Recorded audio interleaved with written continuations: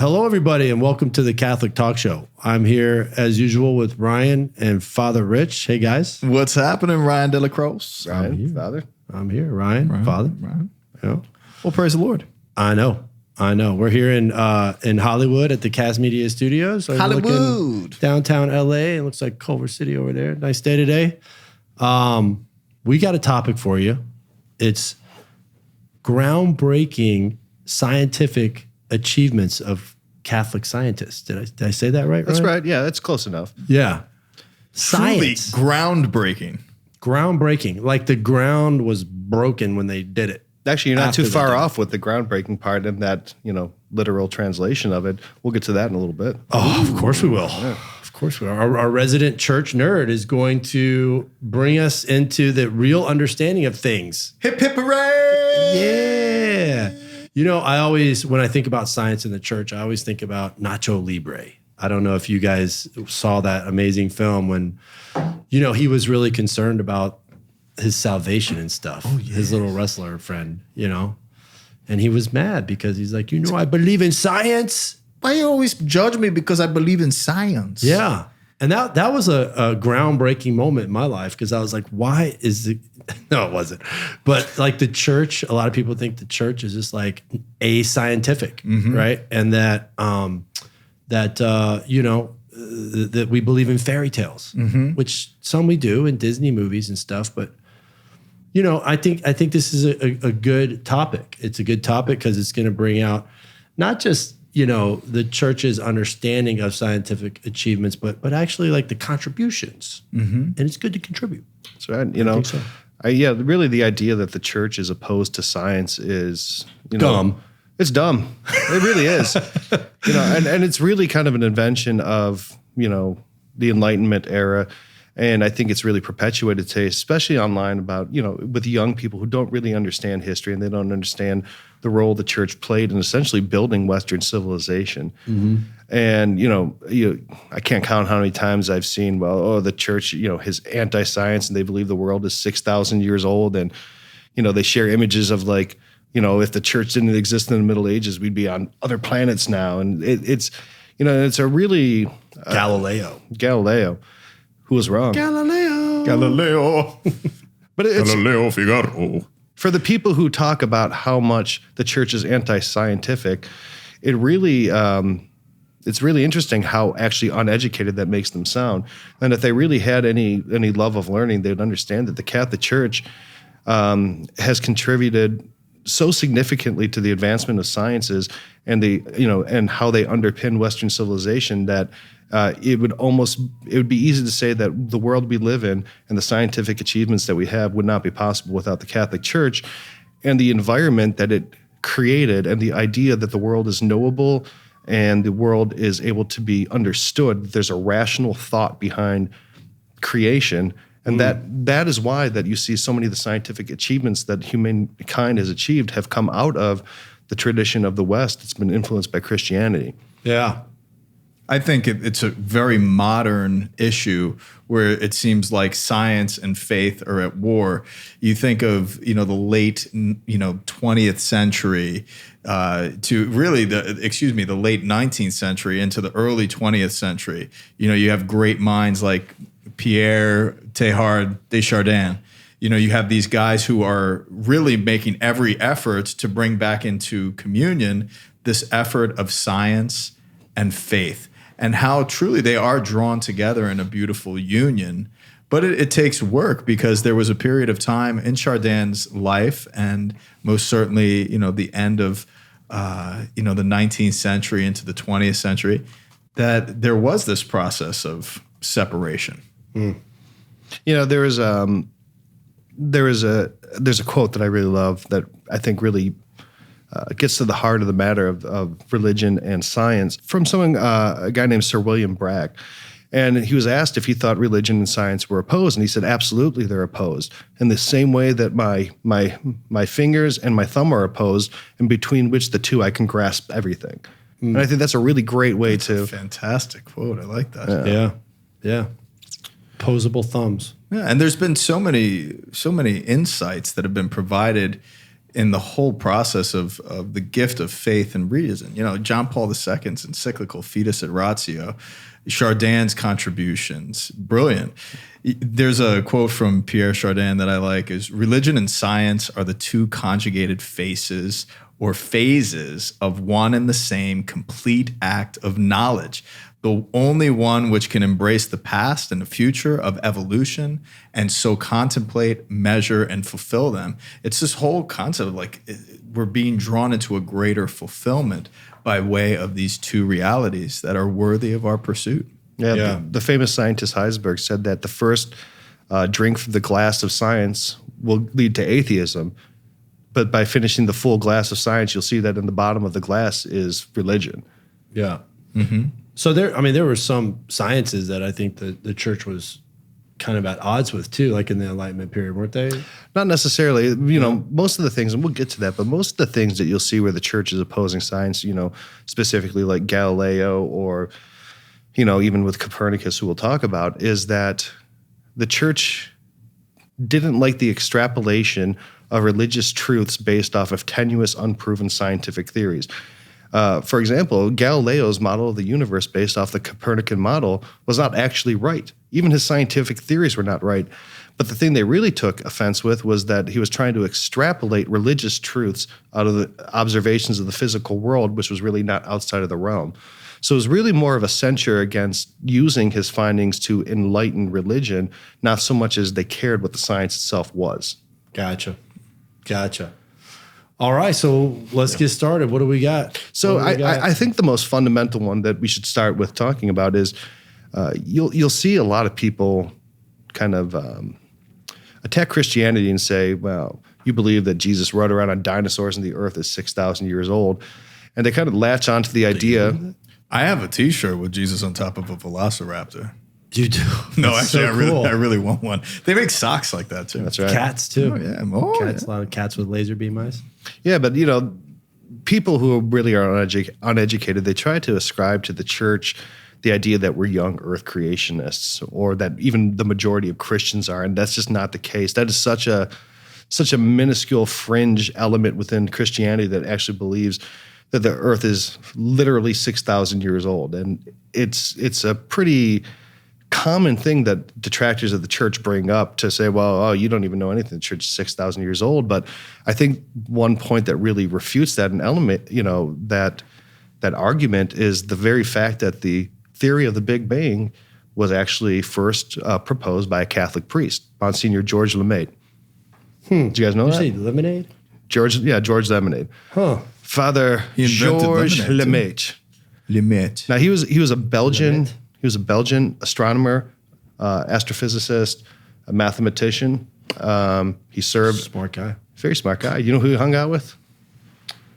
Was he a Jesuit? He was. Him and Einstein used to hang out, and you know, Those Jesuits. They used to drink and know things. yeah, they drink and know things. That's what they do. Yeah. Kind of like us. Well, some of We us do drink. have an episode. Some of us where we drink, and and some know of us things. drink and know things, and some of us more drinking and less knowing. Yes. I'm not naming anyone. Yeah. I don't know who that would be. No pointing fingers. Yeah, so actually, Stop it. Yeah, Heresy.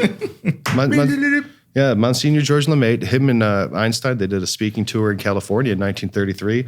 Really, probably not too far where we're from. This Monsignor, this Catholic priest, he took the understanding and some of the achievements and some of the papers that Einstein had done, and he extrapolated them into a model for the creation of the universe, which he called the theory of the cosmic egg, which essentially is what we know as the Big Bang. That was the first ever sort of Yes. hypothesis. That's right. So, you know, when he first proposed it, you know, he described the beginning of the universe as almost a burst of fireworks. And really what he was talking about is all matter and time and everything that the universe is comprised of was, you know, condensed down into a single spot called a singularity. That's a big singularity. Not really. It was infinitesimally small. So but then from there, all things, you know, exploded out.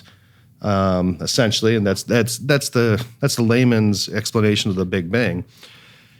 Now, when he first proposed this, a lot of people kind of dismissed it as wishful thinking from a creationist. They're like, your extrapolation of, Einstein theories is really you trying to fit the Big Bang or the creation of the universe and the science behind it to a Catholic model.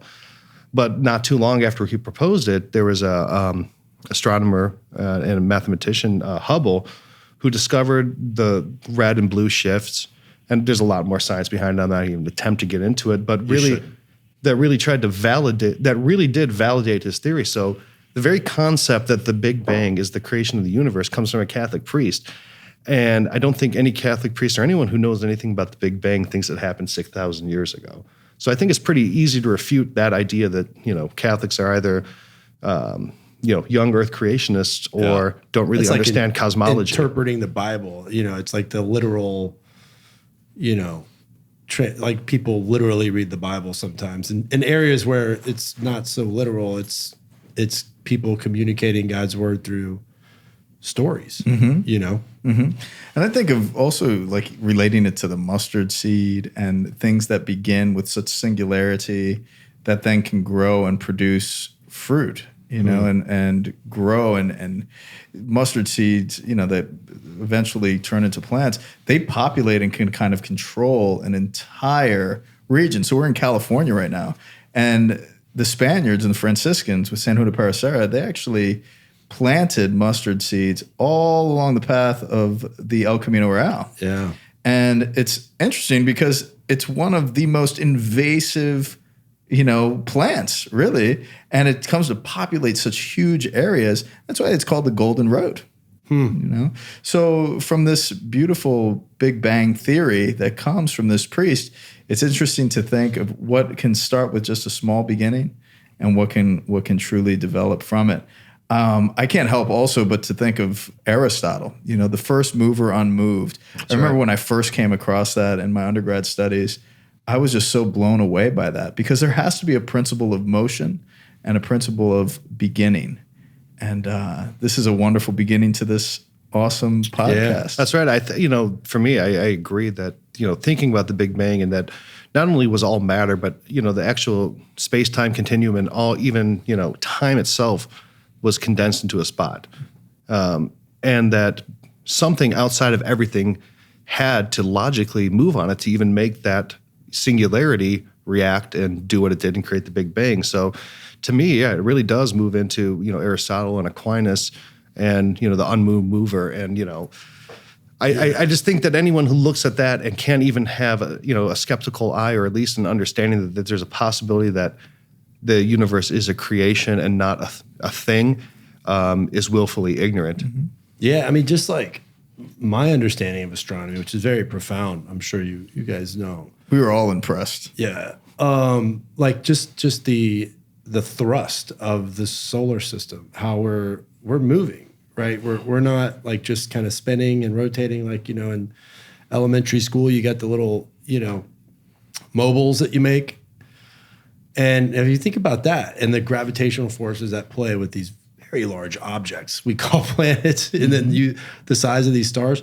Like I was looking through the star app on my phone with my son, and there was a star like 150 light years away. And he said, "How far is that?" I was like, "Well, that light you're looking at is 150 years old." And he was just like, "Wow."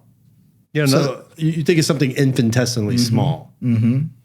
What's physically out there?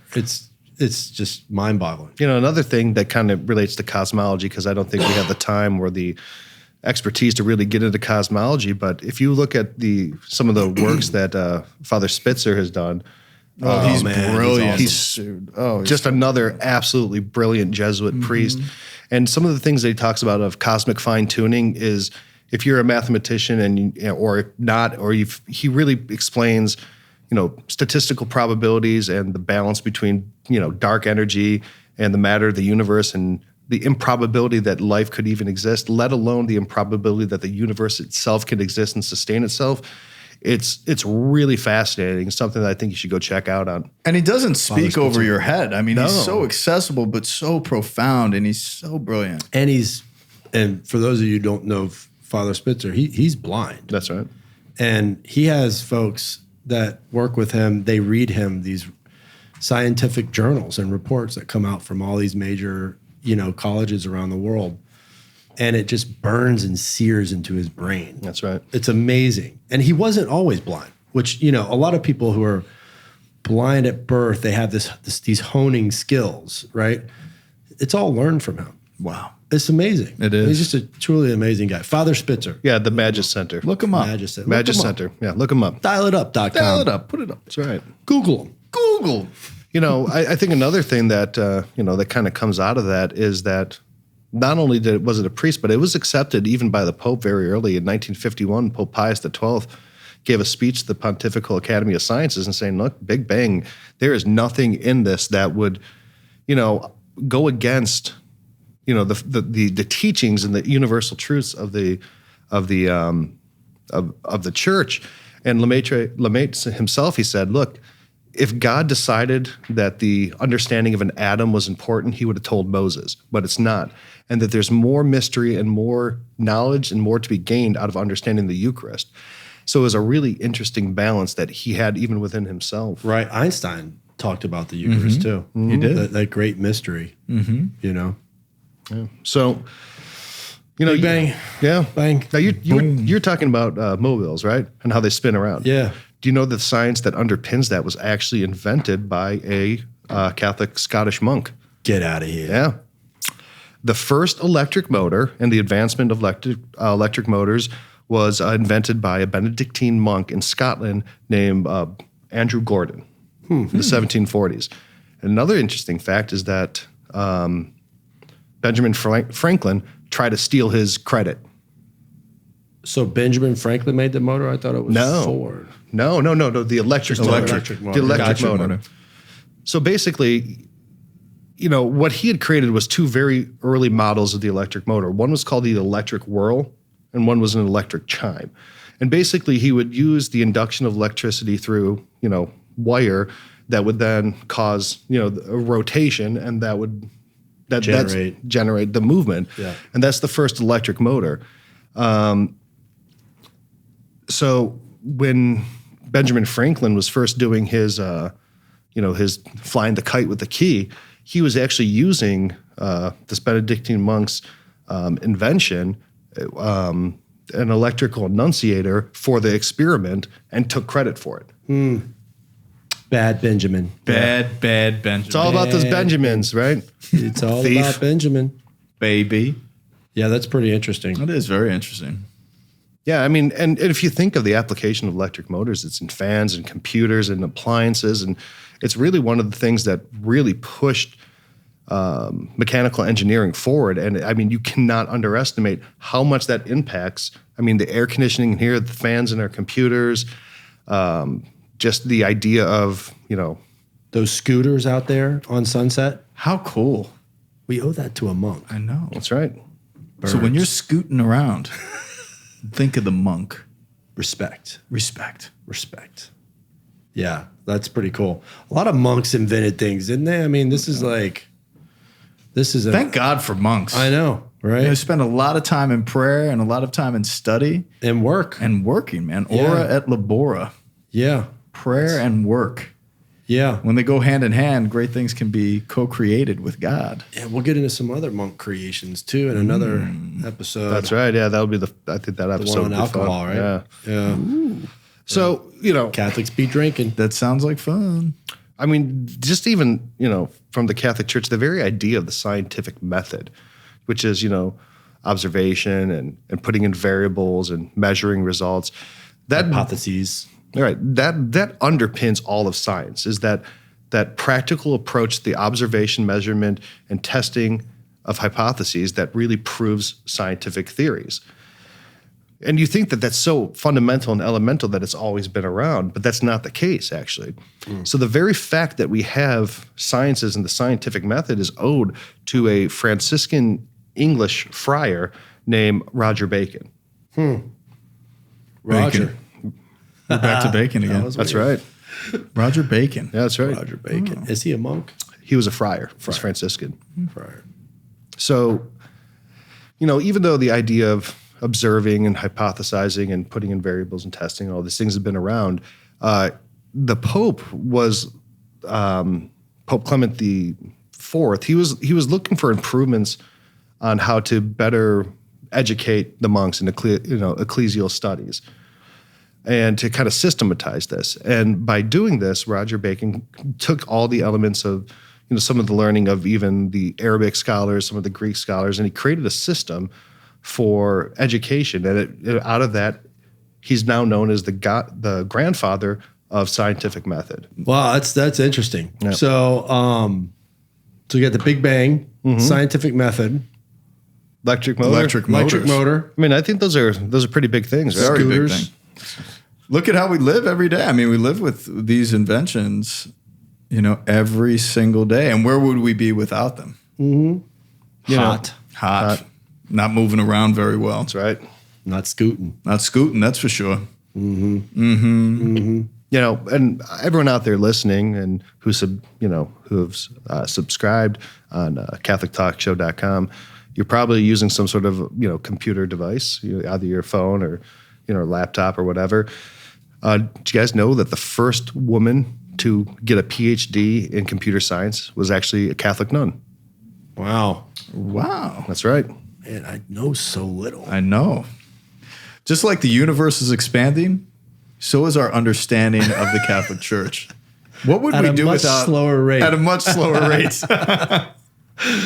Yeah. So where were they giving out computer science degrees? When were they weren't. She was actually one of the first. I think MIT? 5 or so in the no. So this. Where do you think they were giving it? Hold on. Ave Maria University. No, man, come on. It wasn't around. I bet you it's Hamburg. Hamburg?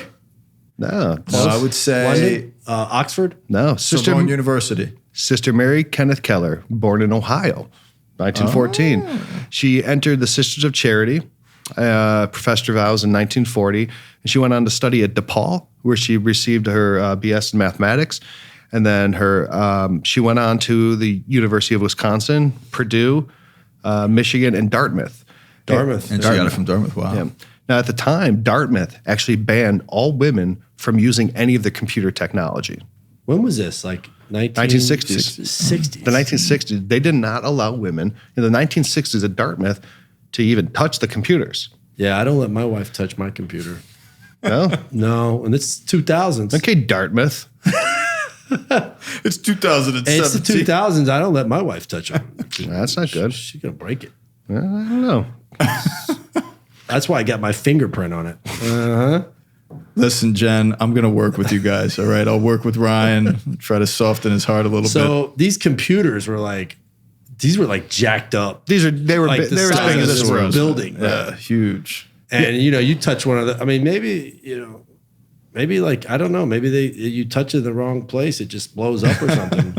No, I mean, it was really kind of just the attitude of the time that, yeah. But being that she was a nun, a Catholic sister, I think it was maybe less threatening, or maybe just even out of deference or reverence for, her habit, they allowed her in.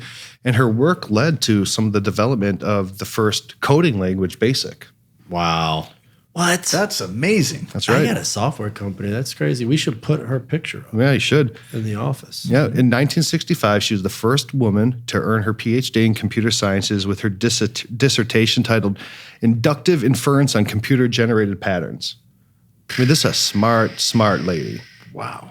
Yep, and then and after that, she went on to find the computer science program at a college in Iowa, where she lived out the rest of her days. But, I mean, that's pretty groundbreaking that a Catholic nun, Catholic sister, was the first woman ever to get a degree in computer sciences and help develop the first coding language. And her calling was to teach this. That's right. Mm-hmm. Interesting. And I think it's pretty cool that, she kind of fought back a little bit against, some of that discrimination and that wasn't allowing her. Another Nacho Libre quote. Have you ever been in love with a nun?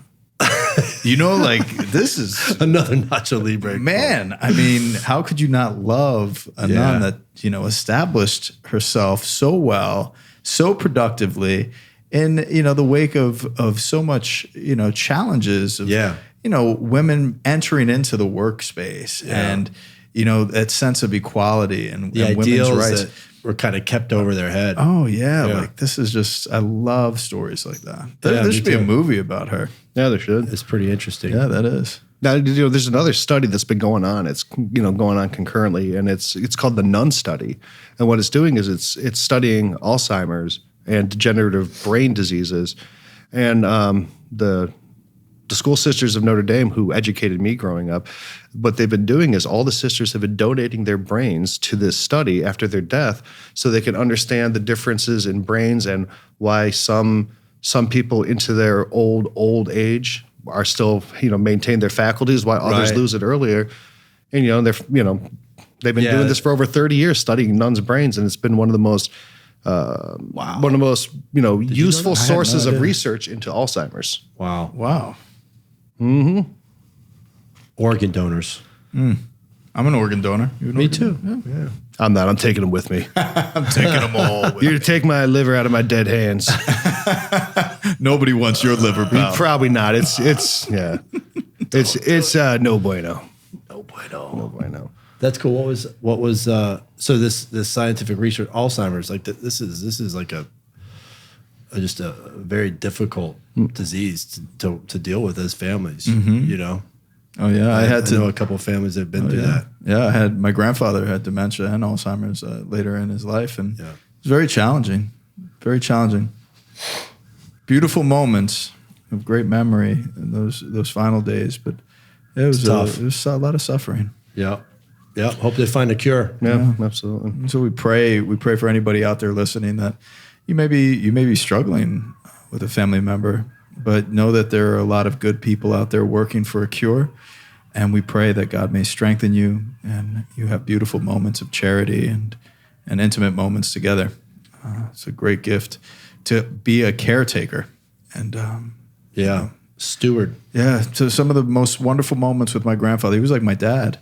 And, I had these beautiful moments with him all throughout my life. But some of the greatest moments with him were when he was dying. And I had to bathe him and I had to care for him. And, my stepdad was such an outstanding caretaker of my grandfather too. Cool. Yeah, man. Yeah, I wonder, is it just these nuns donating their brains? Or in this particular study, it's just these nuns who have been doing it for 30 years. And I think that's kind of part of the control of it because they have similar lifestyles, similar education. It's a group that has less variables. That's right. So they can really understand the scientific method. That's right. Cool. Now, I'm sure this is one that probably a lot of you know, but I think it's worth mentioning in this episode is Gregor Mendel. That name sounds familiar. It does. It should. I mean, that's something they teach you in third grade. Did he invent the boombox? He did. I knew it. Now, Gregor Mendel really is kind of considered the father of genetics. He was an Augustinian, and in his work, what he was doing is he was studying the variation of pea plants, common garden pea, right? Yeah. And in his observations over a 10-year period, he bred 29,000 different pea plants and then looked at how the traits from one was passed on to another. So he would see a variation in the size of the leaf or the color of the pea or whatever. And from that, he kind of extrapolated the very beginnings of the theory of genetic traits and how those are passed on. Wow. Most of your plants in your backyard are pea plants, right? Yeah. Pea plants and carrots. Carrots and peas. Carrots and peas. Peas and carrots. Peas and carrots. So I mean, he wasn't necessarily a scientist, and so when he first put out his work, he didn't really have access to the scientific journals. So his work really was not celebrated. Theoretical. Based on it didn't really get wide acceptance in the scientific community because he wasn't really a member of it and didn't have access to the proper ways of publishing these things. But after time went on and people really understood what was going on, it really became a groundbreaking, Catholic achievement. That's right. In science, breaking the ground. Wait, you said you were going to tell us what that meant. I am. So are we waiting or? So what breaks the ground? Especially we're here in LA, so in Southern California. Earth shattering phenomenon. That's right. So phenomenon. That's such a great word. It's phenomenal. Phenomenon. In some circles, the seismology, the study of earthquakes, is known as the Jesuit science. because the Jesuits had made so many advancements towards the understanding of seismology that it really is almost like one of their pet projects. And that, And man, did those Jesuits have pet projects? Yeah. My goodness. Yeah, they named all the craters on the moon, didn't they? yeah, there's 35 craters on the moon named after Jesuit astronomers. Yeah, they're everywhere. It's just a big Jesuit plot to take over everything. Contribution in history. Yeah. Yeah, the first How did they find those craters? Did they have telescopes back then? they did. They did. Telescopes. The observatory over here in Los Park. Angeles in Griffith Park, they have one of the first telescopes that was used. Really? Right there on display. It's That's beautiful. cool. Yeah, it's very cool. It's a great place to go visit. Wow. Yeah, so actually the first seismograph was installed by a Jesuit priest in the year 1900 in Cleveland, Ohio. Yeah, They don't get earthquakes there. No, actually, we've had like 2 in my life. Huh. They're really small. It's like, it's not much They're louder not than groundbreaking. Yeah. they're not. It's like someone turned up Gregor Mendel's boombox really loud. That's about it. Oh, man. What did he invent again? He invented this. Well, so the Jesuits, throughout their order, contributed so many, from plate tectonics to the movement of, the Earth's crust and seismology that it became known as the Jesuit science. Gotcha. But this one Jesuit, Frederick Odenbach, installed the first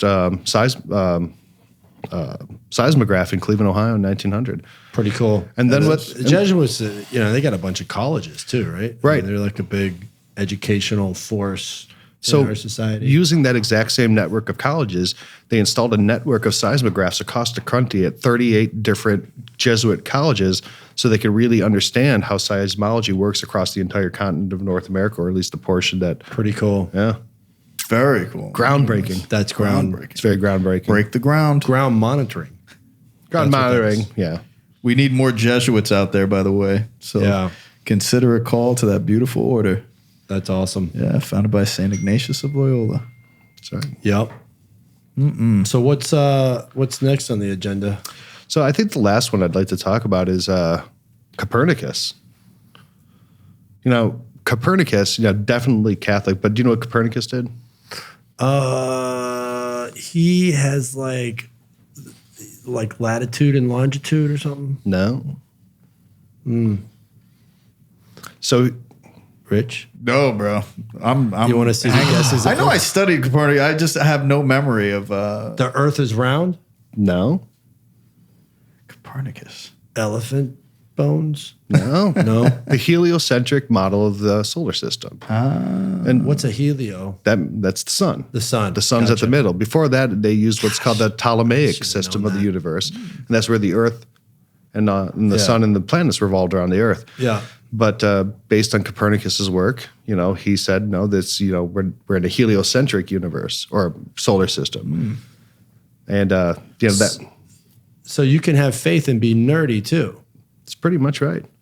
You're a perfect example of it. I mean, brother, you have got such a rich source of information in that beautiful brain, the beautiful mind of Ryan Scheel. That's right. It's because I had a proper education with the Sisters of Notre Dame, and not where you two went. Public school. Yeah. We were spending a lot of time on the football field and the basketball court. Yeah, I can beat you in basketball. Nah, man, I was all city in 3 sports for CYO. Wow. That's right. I Jack got the of all Bishop's trades. Award. Hey. Yeah, growing up, we were poor and we didn't have any money. And my grandparents were not very rich either, but they said, I don't care what it takes. We're sending all of these 5 of you to Catholic school because it's that important. And it's probably one of the greatest things, maybe the greatest gift I've ever gotten was a Catholic education. Yeah. Wow. Yeah. Very important. Mm-hmm. Very important. All right. So Because in Catholic education, it's where you marry faith and reason. And I was so privileged to go to Ave Maria University, and that was my first experience of a Catholic school. And one of the things that I learned is that all of the various sciences, under the queen of all sciences, theology, should rotate together in this thing called university. that it's a turning together, universo, a turning together as one, that all of these practices should truly lift us and elevate us to God in a better knowledge and understanding, a greater wisdom. You know, John Paul II in his letter Fides et Ratio, this beautiful encyclical, I highly recommend reading. It was definitely something very impactful in my undergrad years. He said, faith and reason are like two wings on which the human spirit rises to the contemplation of truth. And God has placed in the human heart a desire to know the truth, in a word, to know himself, so that by knowing and loving God, men and women may also come to the fullness of truth about themselves. Recognizing that imago Dei inside of each of us and coming to that greater knowledge of all that is before us in science and faith, we come to a greater knowledge of what we are receivers of. And God has put out there an expanding universe to be explored and to truly adventure into the unknown so that we may be filled with this wonderful knowledge before us. Yeah, I remember the 2 years I was in the seminary, the first year we studied philosophy, and I was like, what does philosophy have to do with this? You know, we're studying Aristotle and Plato, and I'm like, these guys, Christ wasn't even around.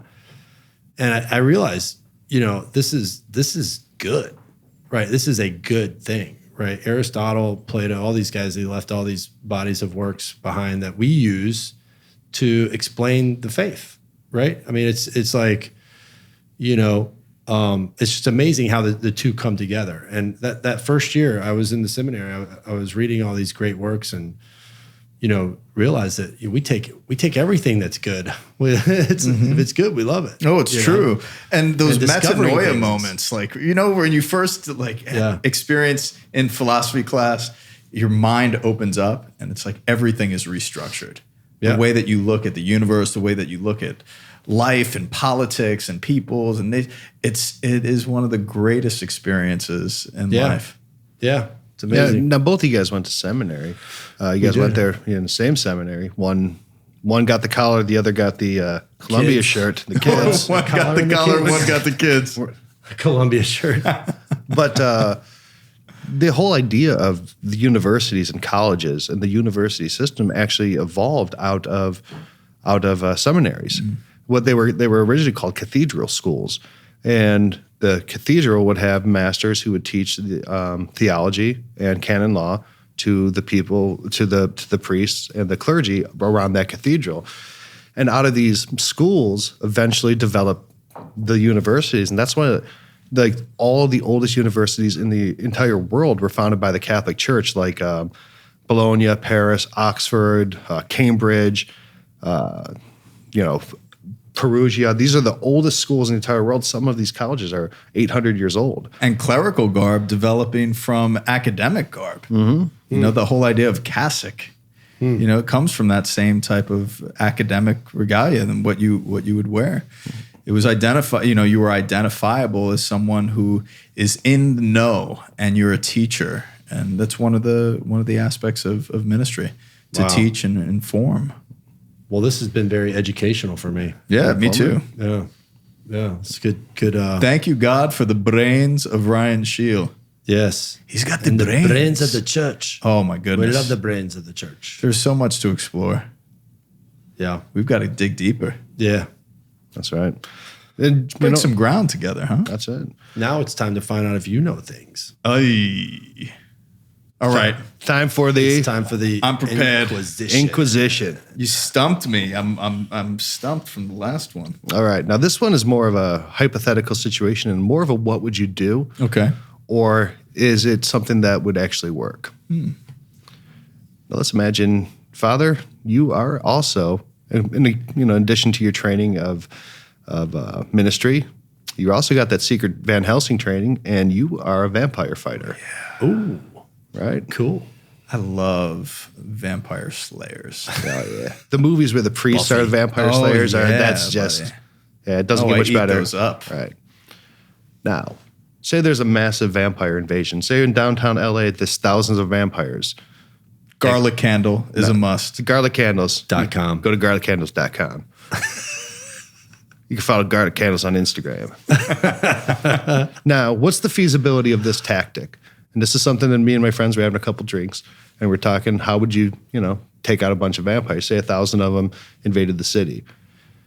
Could we take you, get you in a plane on a rainy day, and there's vampires, drop you out of a plane through a parachute, and as you're passing through the clouds, bless the clouds, turn them into holy water, and make all the raindrops into holy water to take out the vampires in one. That's I'm epic. seeing an epic scene in a fantastic movie. Pretty much.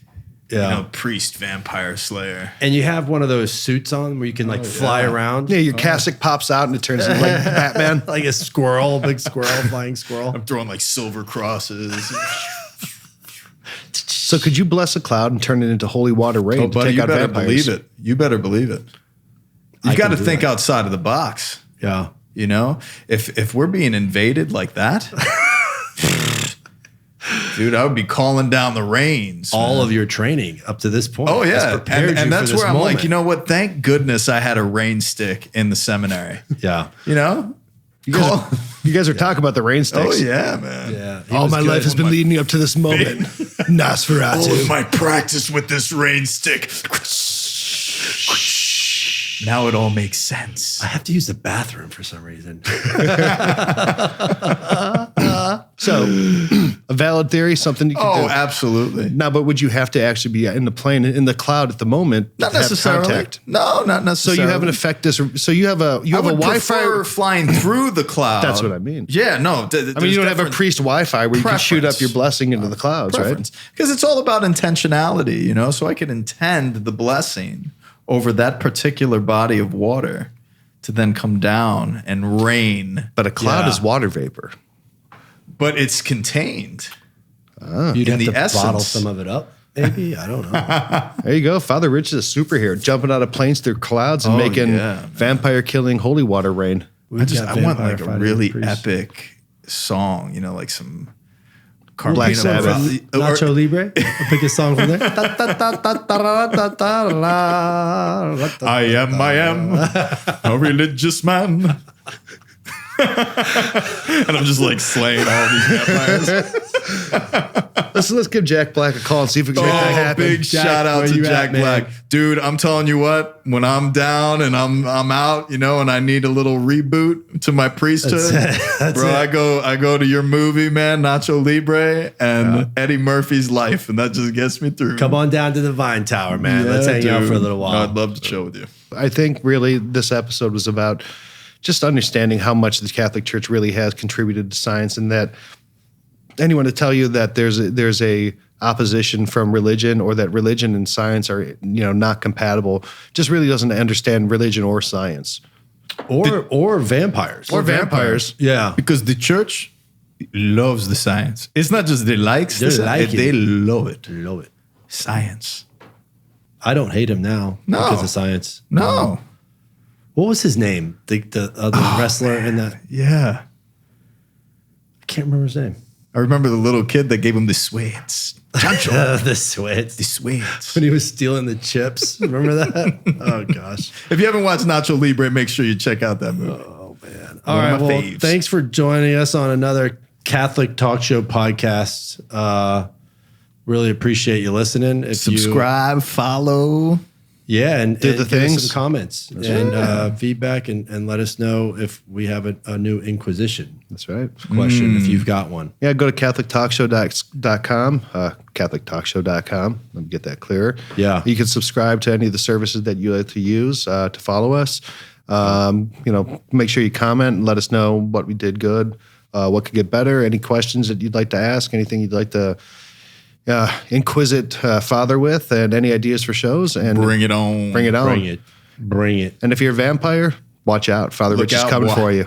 I am. A religious man. Ciao. I think I am. All right, see you next time. Peace.